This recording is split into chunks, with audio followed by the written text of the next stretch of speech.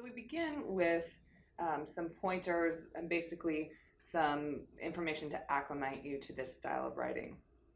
So as you may have noticed, hopefully in your reading, or if you haven't gotten to the reading yet, you can certainly use this presentation to sort of walk you through and make sure certainly that you understand the points that I highlight in this presentation. But basically, one of the things I want to emphasize as we kick off the course here is how different professional writing is from other styles of writing. So to me, one of the things that sets professional writing apart from other styles of writing that you may be more familiar with, like the academic writing you did during your first year writing course, or maybe creative writing, is that you can never assume in a professional setting that you have a captive audience. So in other words, your writing has to get the reader's attention and keep the reader's attention until you get your point across. So some of the best ways we can do this are to shoot for short, clear, and correct writing. So one of the things I want to note too is how significant and important these skills are going to continue to be in the professional world. As our world becomes increasingly web-based, and who we are to the people around us becomes increasingly sort of a text-based thing. Most of who we are to our colleagues and to our peers in professional settings involves text, email, and those types of venues rather than the more traditional face-to-face conversations. So these are skills that cannot be outsourced, and more professional workplaces are looking for incredibly skilled communicators. So we're after sort of acclimating you to this style of writing and getting you pretty well versed as a professional communicator this summer. So again, some of the things that are prioritized in this style of writing are clarity. Is your message clear and well organized? Are you only really telling the reader what they need to know in a specific situation? So highlighting the most significant and important issues, and leaving all the other stuff out, because chances are good that the reader doesn't care. And if you go into a lot of detail about things that the reader doesn't care about or that don't seem relevant to them, you're going to lose that audience. Concision. So that's the next thing we want to work for. This is not a style of writing where we want to try to say things with big fancy words, or try to say them in long, flourishy sentences. Instead, we want concise messages conveyed in as few words as possible. And then the other big one, of course, is correctness. So this carries over probably from your first year in academic writing experiences and from your other writing experiences prior to your first year course. One of the things we're always shooting for is a grammatically correct and error-free message. One of the quickest ways to lose an audience is to produce a piece of writing that's riddled with errors. So those are the things that set professional writing apart from maybe some of the other styles of writing you may be more familiar with. Successful professional writing, more specifically, includes two things: attention to a particular goal and attention to a particular audience. That's what we'll be working towards as we work towards the business report that you'll produce as collaborative groups towards the end of the summer. And again, attention to a particular audience is hugely important throughout this class. You're always keeping your audience in mind, and you're always writing for that audience. You're working to build goodwill with that audience, and highlight any benefits for them that you're presenting as you persuade them or problem solve or inform them of a particular issue. Okay, so this brings us to the readings themselves. I asked you for this week to read the first 3 chapters in our course text, and the first chapter is called Succeeding in Business Communication. So this chapter is sort of an orientation chapter, and sort of reiterates some of the main points here that we want to be attentive to, are the basic criteria for professional and effective professional communication, which are outlined on page 12. So again, we're shooting for clear, complete, correct messages. We want our messages to save the audience time and to build goodwill. That means we want to make sure we're being, again, respectful of the audience's time, we're thanking the audience for their time, and we're making sure that we're polite and not wasting their time by producing messages that are, again, riddled with error, or grammatically incorrect, or that type of thing. So one of the most important parts in this first chapter are the questions for analysis on page 15. Asking yourself these questions before beginning any assignment in this course should increase your success as a professional writer. So you want to keep these questions sort of on hand as you work through the course. And anytime I ask you to produce an assignment, you want to try to think about these things. So first, you're asking yourself, who's your audience? Second, what is your purpose in communicating? And again, here you want to create a list. What is the main objective you have? What's your professional goal as you produce this piece of writing? Then you're thinking about what things your message must include. Again, I recommend you make a list and you figure out which points you want to emphasize and which points you maybe want to de-emphasize. To de-emphasize points, you put them in the middle of the document and address them as briefly as possible. To emphasize points, you put them up front or at the end, or maybe in both places if you're really wanting to get a particular aspect of your message highlighted. Then you're asking yourself how you can build support for your position, and you're outlining benefits that are adapted to your particular audience. And then you're thinking about which aspects of the situation are relevant, making sure to exclude any aspects that are irrelevant from the communication itself. You're also thinking about these big criteria that we're going to work on throughout the course. You're thinking about organization, creating visual appeal, and then you're thinking about the steps that always go along with any good piece of writing, regardless of the style you're working in. You want to make sure you allow yourself plenty of time to revise and edit. Hopefully you recall from your first year writing course, there's a difference between these two steps. Revision really involves content, the ideas in the document. And you're thinking about whether you can build goodwill and establish clients' confidence in your work by creating a friendly, business-like, positive tone and style in your document. That all occurs typically in revision. And then editing, you're thinking about errors. You want to make sure you're double checking grammar, sentence structure, names, numbers, and facts. It's particularly important in professional writing to produce error-free documentation. There's no quicker way to lose a client's confidence than to produce a document that's full of typos and things of that nature. And then, of course, in the end, you want to use your response, what you learn about your audience, the response you receive from them, to adapt and plan future messages.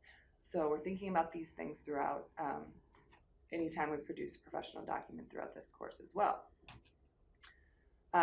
Okay, so this brings us to chapter 2, where we talk more specifically about adapting a message to an audience. One of the most important things from that chapter that the authors tell us right up front is that there are these particular types of audiences. So you want to make sure you review page 28 if this information doesn't look familiar to you. But typically you have these 5 types of audiences. The gatekeeper, who controls whether the message actually gets to the primary audience. This could be somebody like a secretary, or somebody in the mailroom, or even a boss who's not sure whether he's going to show his employees a particular message. Then the primary audience, though, that's the audience you're actually typically writing for often, and this is the audience that you want to act on the basis of your message. A secondary audience could be asked to read the message, review it, comment on it, maybe implement your ideas. So maybe the primary audience is in fact the boss or the supervisor, and he or she may ask the audience to the secondary audience, maybe his employer or employees, and he or she may be asking that audience to actually implement whatever action you've recommended in your professional correspondence. Fourthly, we have the auxiliary audience. Those are people that might read the message but aren't really impacted by it. So they're sort of a peripheral audience. And lastly, we have a watchdog audience. So these could be people like attorneys, politicians, people with social or economic power. They're not going to act directly on the message, but further action down the road may be based on an evaluation of your message.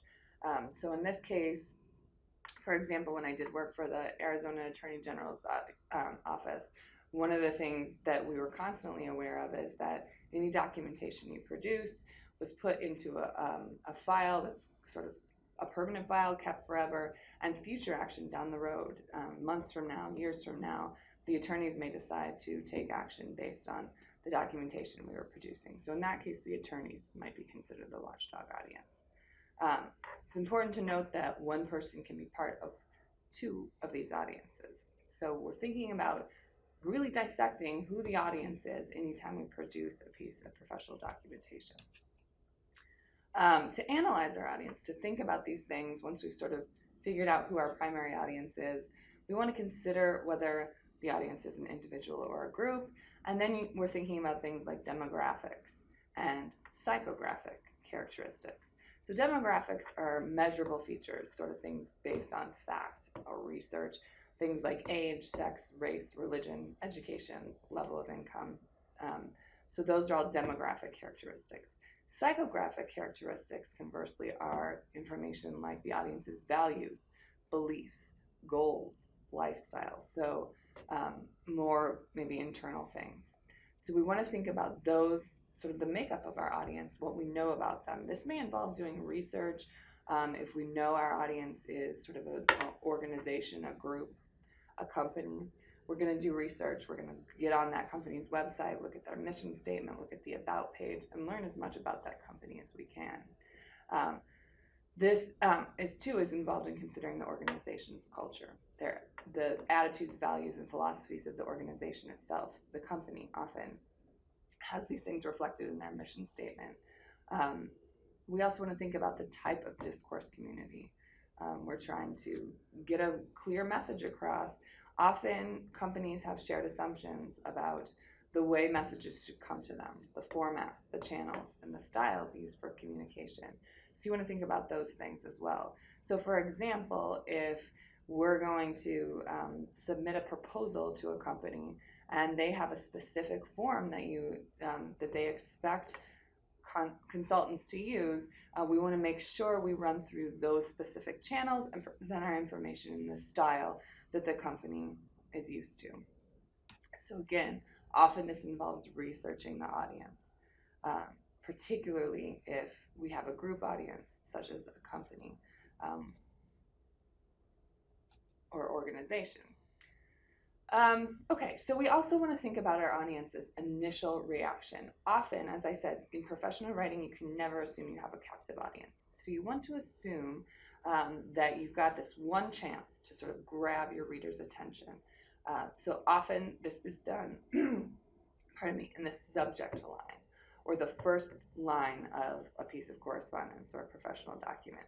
So if you're writing a professional email, a professional memo, a professional letter, you want to make sure you use the subject line or the regarding line to announce what's going on in the piece of correspondence. So you don't waste this opportunity to capture your reader's attention. So you want to make sure you let them know that the message is important and clarify what the message is about right off the bat. You also want to make the actions or requests you're discussing in your piece of correspondence as easy as possible. You want to provide realistic deadlines and keep the message short. This is the best way to sort of capture your audience's attention and keep it.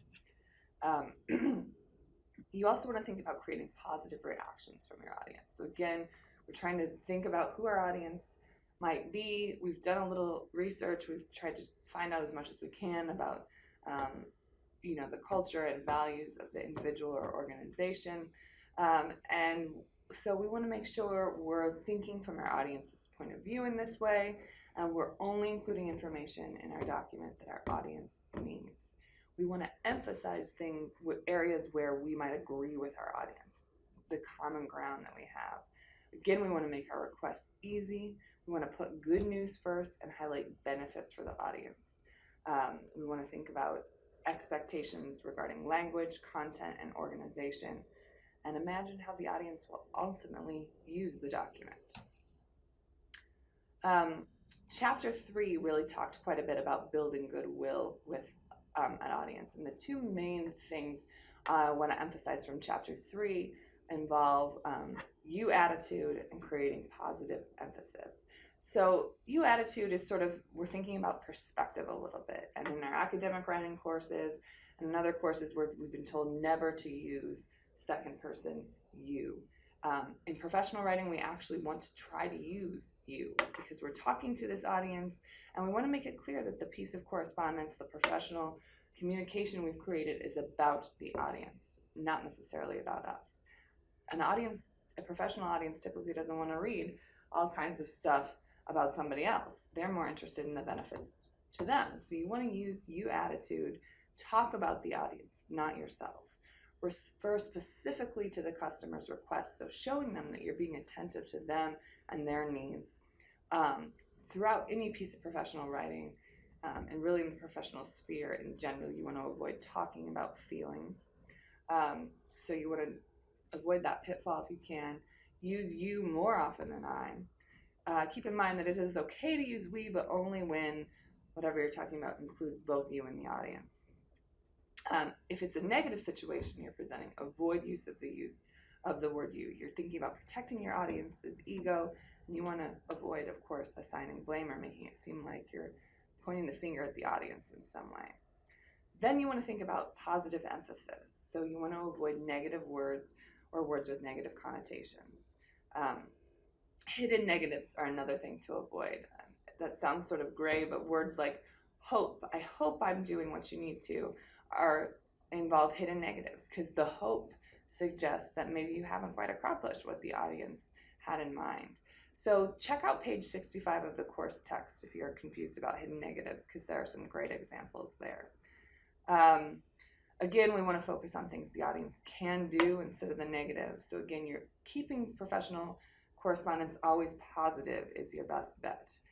If you do have negative information, justify it and link the negative to a potential audience benefit. So you want to try to flip things around and spin them as positively as you can whenever you're producing a professional document.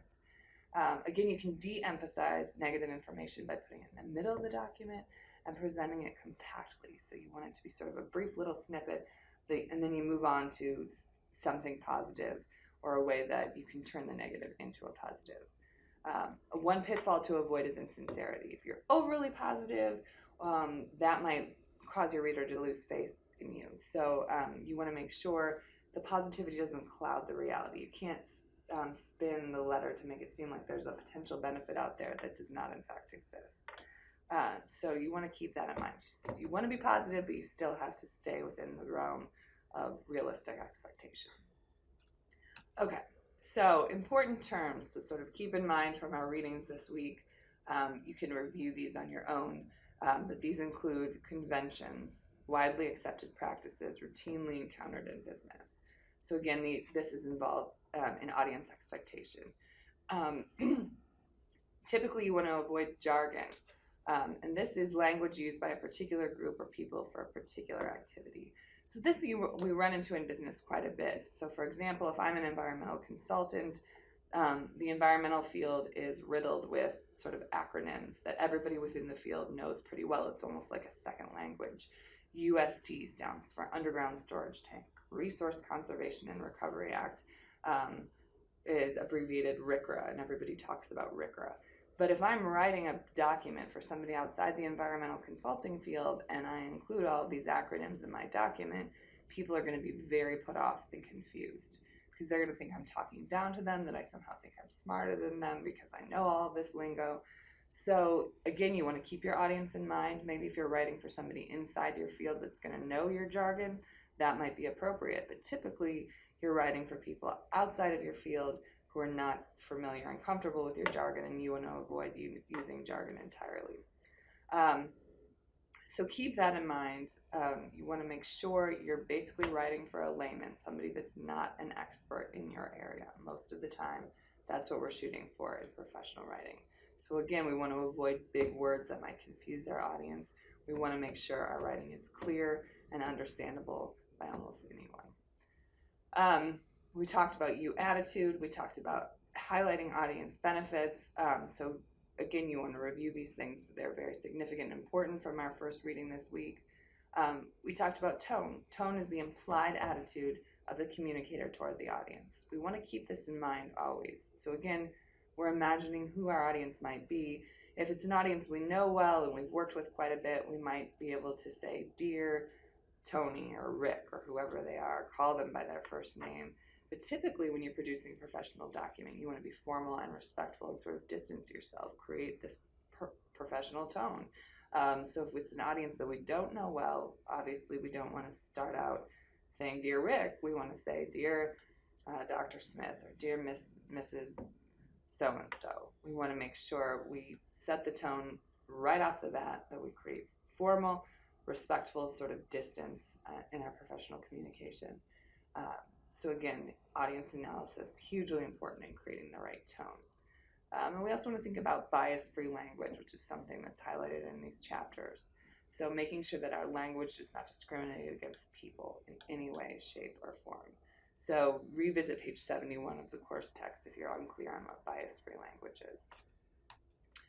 Okay, so this brings us to the assignment itself. So this is an example from the course text, in fact, of a sort of poorly structured professional letter. So one of the things, this week we're actually producing a professional memo, and next week we'll produce our first professional letter. The difference between the two is really that a memo typically assumes your audience is internal. You're writing for somebody within your company or organization, whereas a letter is external. You're writing for a customer, a client, an audience outside of your organization. So I thought it might be worth visiting this or reviewing this letter together just for some examples of why this might be poorly done.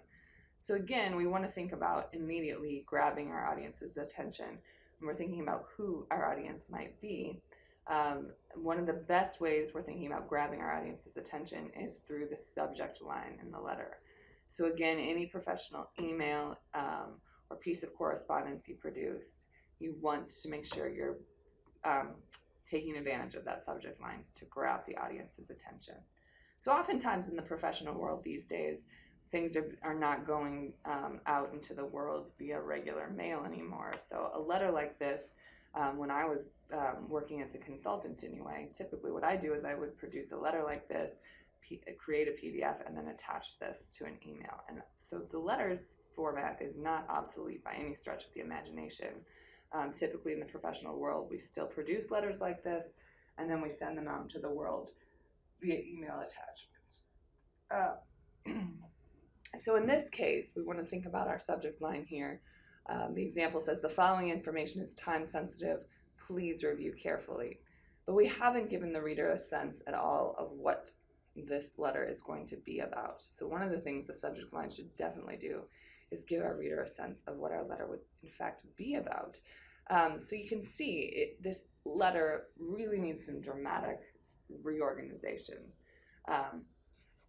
First of all, we're putting a demand on our reader almost immediately. This information is time sensitive. In other words, you have a deadline in dealing with this, and that's typically not the best way to capture our reader's attention. And then this please review carefully is a bit vague. So there might be a better subject line down here. So in some ways, this author's instinct was good because we've got at least the purpose of the letter happening in the first paragraph, but it doesn't happen until sort of the end of the first paragraph. Typically, you want that information to appear up front and capture your reader's attention almost immediately. So maybe these ideas might be better off becoming part of the subject line. Your 2009 Honda Civic has been classified as a high-demand vehicle. The purpose of this letter is to request the opportunity to buy back your vehicle for perhaps more than you thought possible. So if I'm this author, I'm going to condense this information into the subject line and then re-emphasize it in the opening line.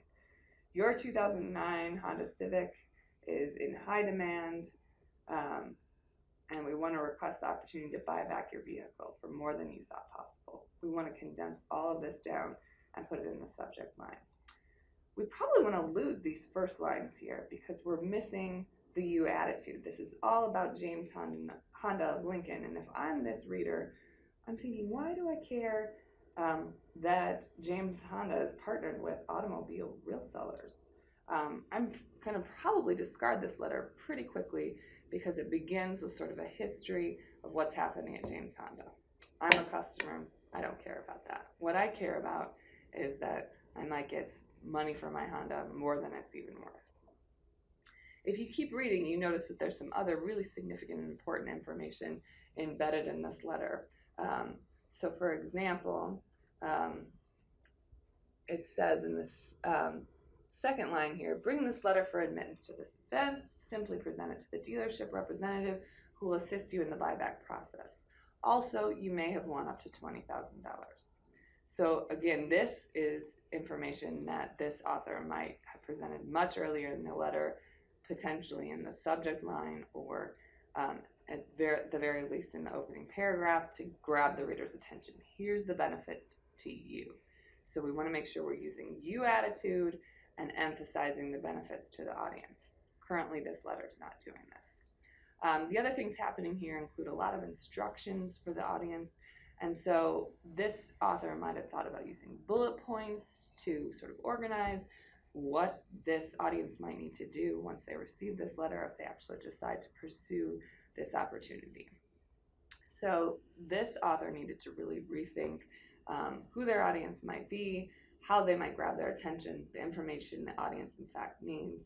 Because in fact, does our audience need to know that James Honda has partnered with automobile real sellers or that their vehicle inventory is reduced? Probably not. So we need to revise, condense, and think about organization in this letter. Here is an example memo. So I do in fact want you to create a letterhead and make it look professional. So we're thinking about presentation, and then basically this is just an example of the way you might consider laying it out. And lastly, I provided for you the rubric that I will use to grade Major Assignment 1. So this way you know exactly what you're shooting for. You're thinking about whether content and clarity, whether the document is oriented towards your specific audience, whether you've established credibility, whether you have a good subject line, a concise statement of purpose. So make sure you review the rubric as it may be helpful as you're thinking about formatting and putting together Major Assignment 1, this memorandum. But again, the main things we're looking at are content and clarity, organization and layout, and style, tone, and mechanics. Once again, if you have any questions at any point during this week as you're working on this assignment, feel free to email me. My email's on the syllabus, which is on the homepage right now for our Canvas site. You can always call me, and you're welcome at any time to email me and come up with a time we could meet in my office and sit down together. I'm more than happy to sit down face to face.